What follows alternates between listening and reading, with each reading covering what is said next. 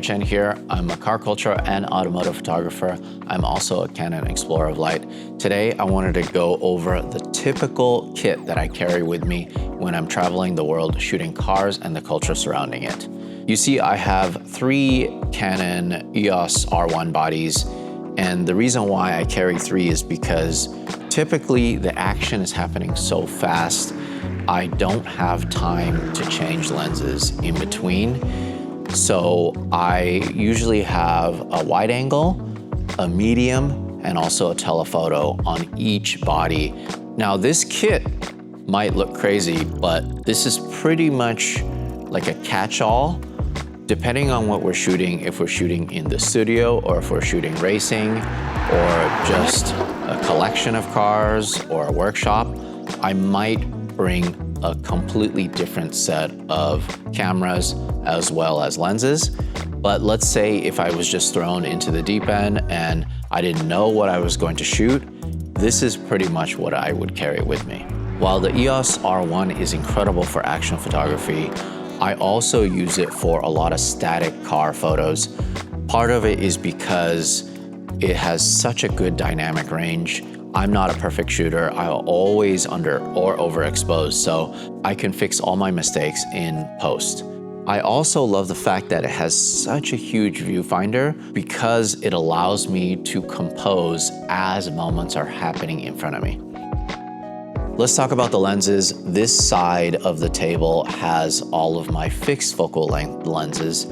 I almost always have the 35-1.4 mounted on one of my bodies because in my eyes, it's probably the best overall lens that produces such a beautiful image.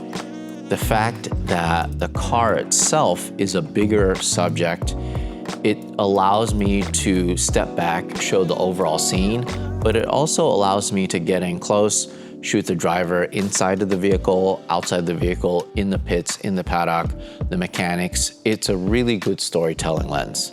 The 50-1.2 is something that I'm often using at night.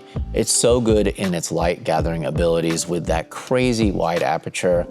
It allows me to shoot with available light without having to add artificial light. It also has such a nice out of focus area. It allows me to shoot a car wide, but it still has a bit of separation with that really nice bokeh.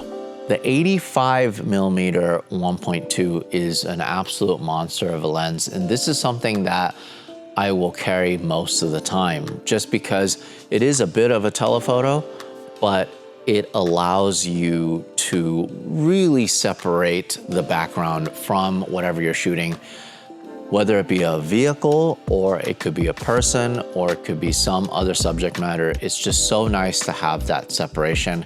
And of course, again, you can shoot this almost in pitch black. It is so nice to have that f1.2 aperture. If you were to ask me to just carry 2 lenses for the rest of my life, I would say it would be the 35-1.4 and it would be the 135-1.8. For so many years, I used the EF variant, which was a 135 f2.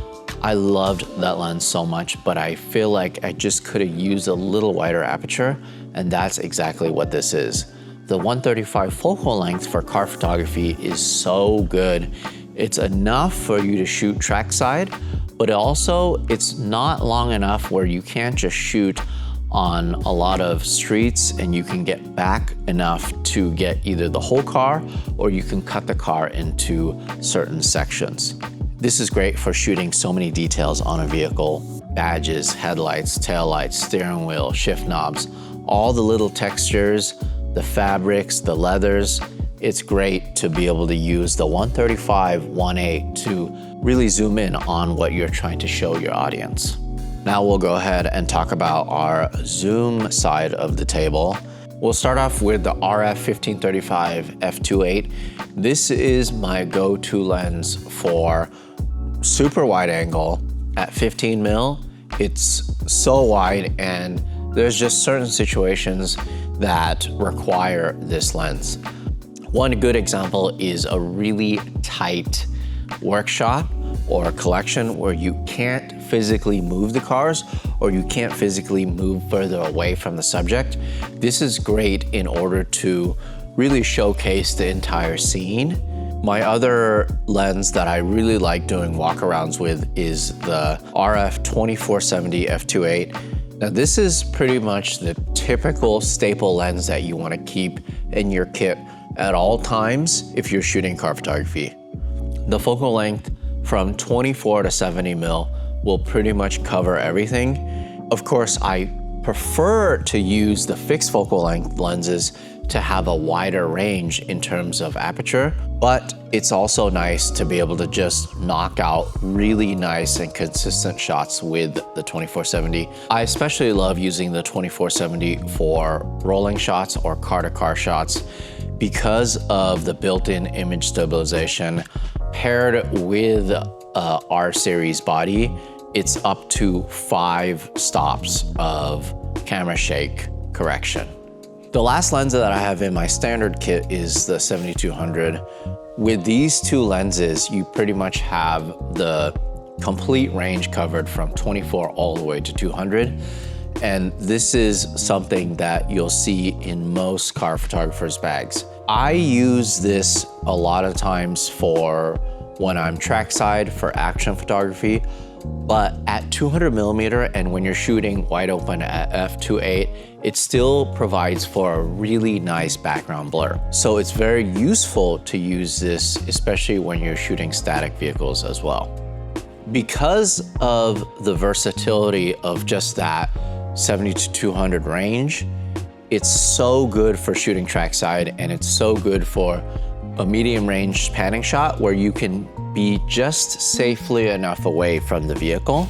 And it's also really nice that this is light enough where you can carry with you in your kit at all times. With a super telephoto, it's a little bit more difficult to carry with you everywhere you go. I hope you guys enjoyed that video. This is the kit that I typically carry for car photography.